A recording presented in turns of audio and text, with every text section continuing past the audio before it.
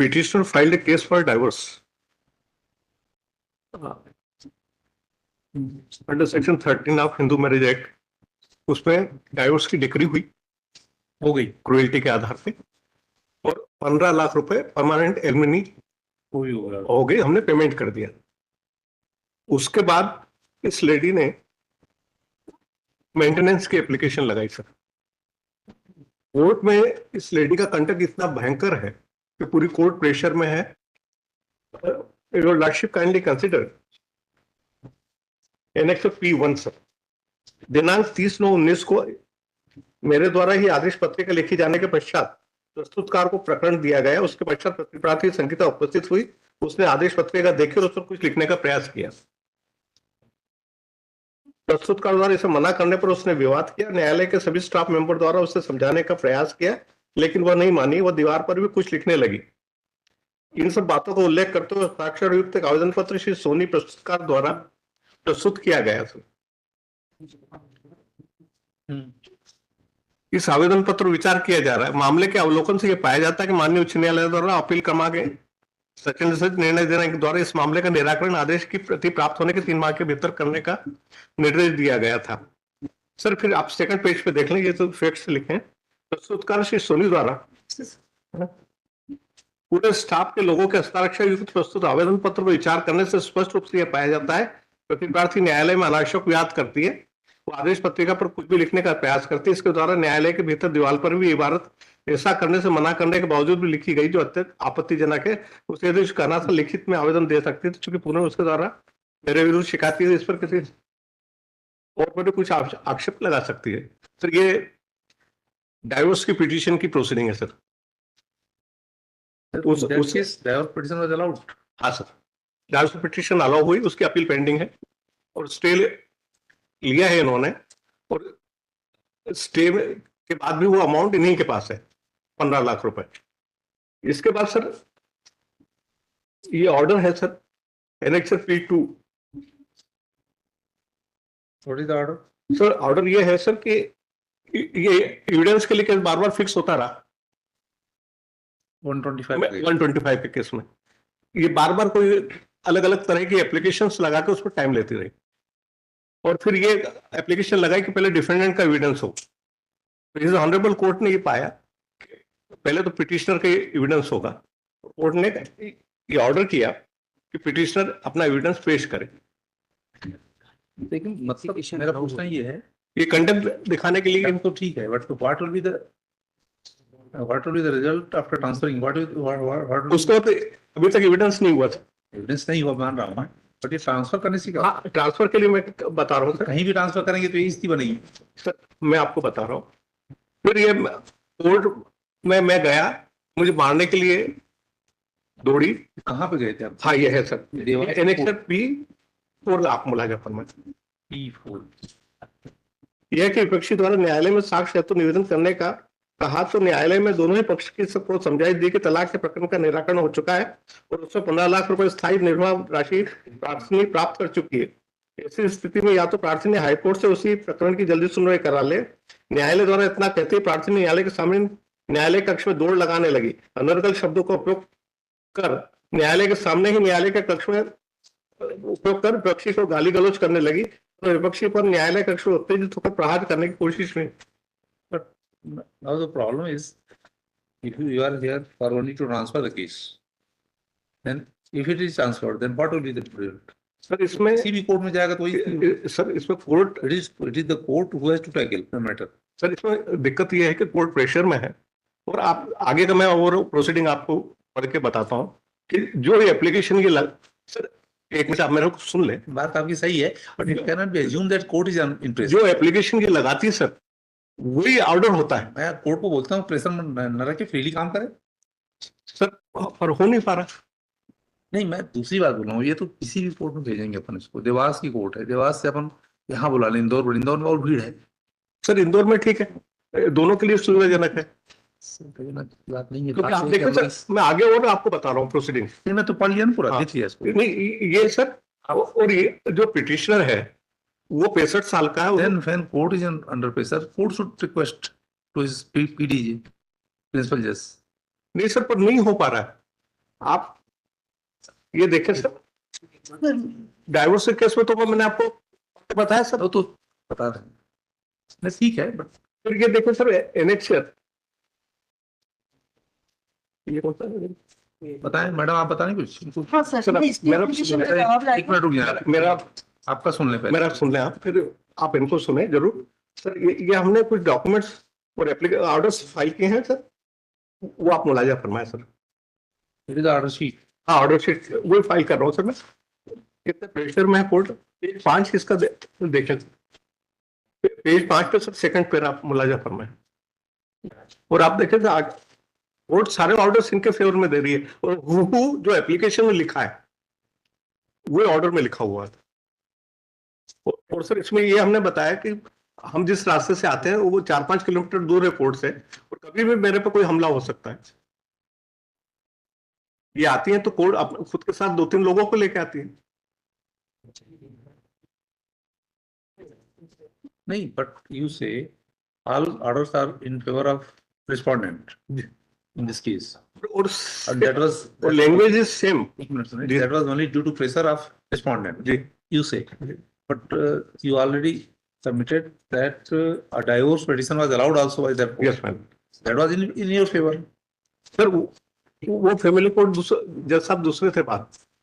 Sir That is also a court. मैं allegations नहीं करना चाहता सर, इसीलिए मैं कुछ कह नहीं रहा हूं, मैं खाली आपको ऑर्डर्स बता रहा हूं। मैं देख लिया मैंने। हाँ, और सर जो एप्लीकेशन है, So far as the conducts are concerned, court should take action if required.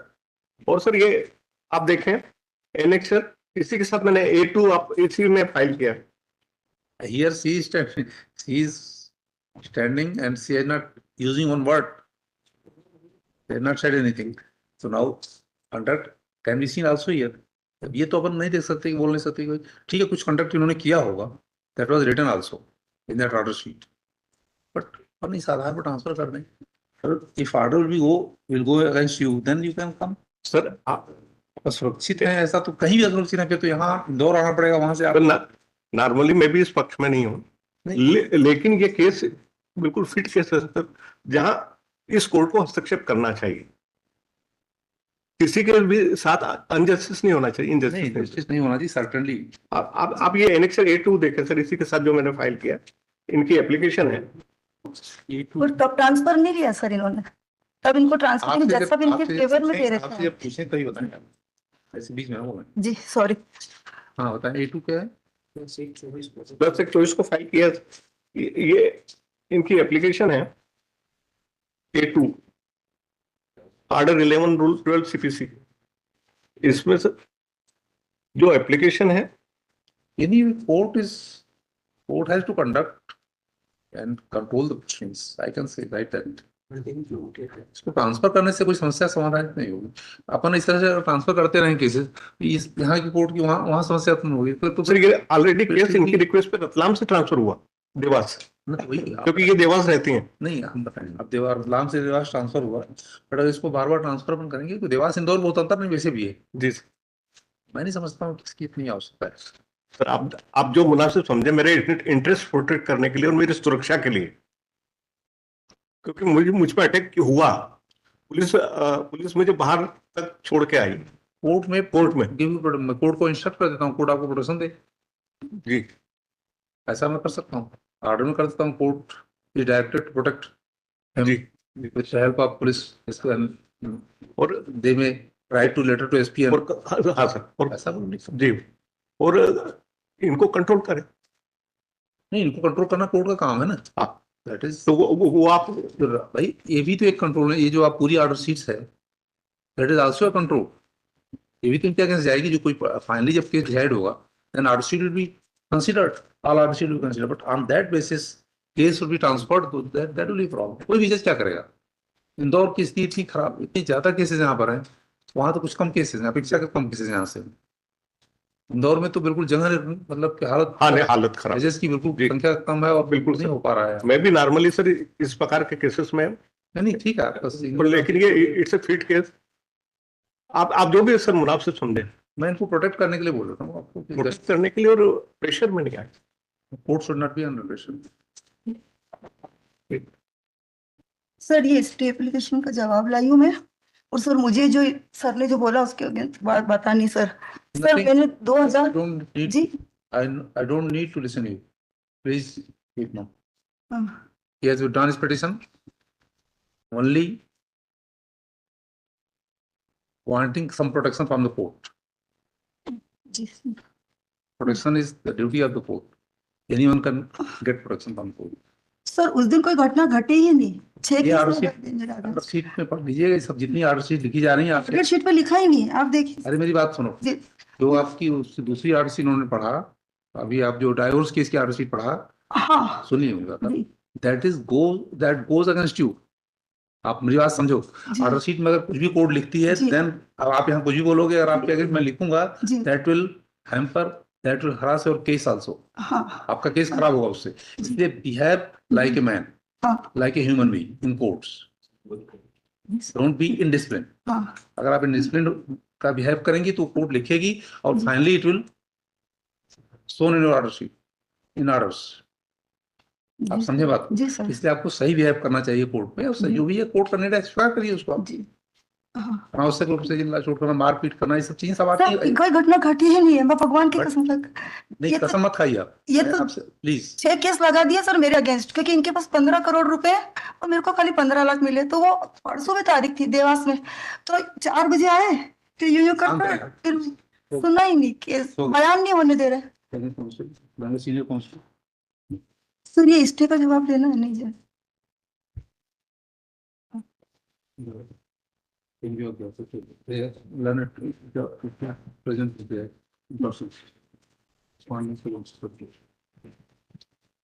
Offline वाला डिसमिस्ड। अभी क्या किया? सर्विस रिपोर्ट अवेटेड है सर उसमें। 6 वीक कर देंगे। Okay thank you. क्या SC/ST का मैटर है, नंबर 2 को हो गया? notify- मैडम जाइए अब।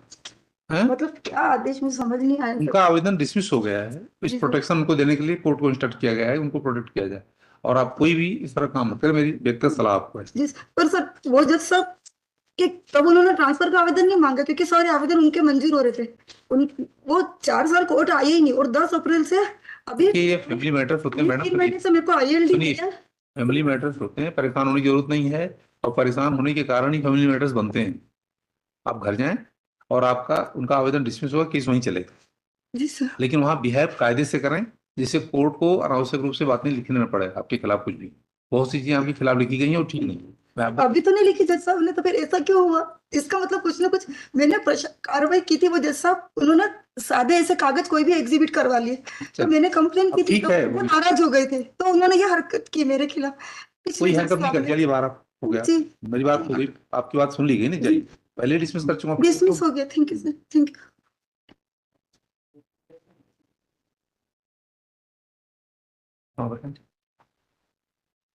So SC/ST matter, petition under section 482 has been filed for quashment of FIR as well as charge sheet, my lord. And the SC, ड्राम दे बेटा। my lord, earlier it was withdrawn, then restoration was filed. Thereafter, honorable court pleased to direct that file a press petition, my lord, because the restoration is not possible. Then this petition was filed, and on the last date of hearing, काम रह गया court के बाद। पहले withdraw करो, अभी कल भी एक लगाए हैं विड्रा वो किए। हुआ ये था my lord कि junior council was appeared, mister Vivek Singh was argued before another bench, और उन्होंने उसको withdraw Once withdrawn,